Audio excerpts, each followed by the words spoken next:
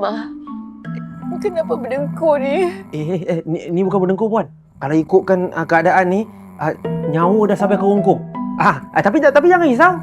Ini semua keadaan ni biar hospital yang take over. Okey? Semua jangan risau.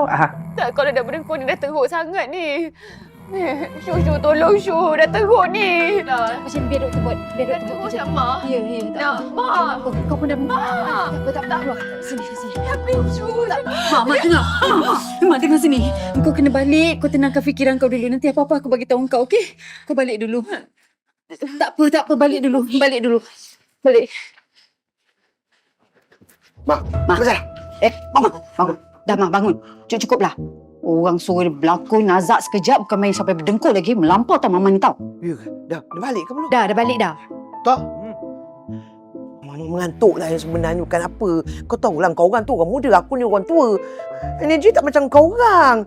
Itulah Mama baru nak berlakon. Nak jadi orang meninggal lah.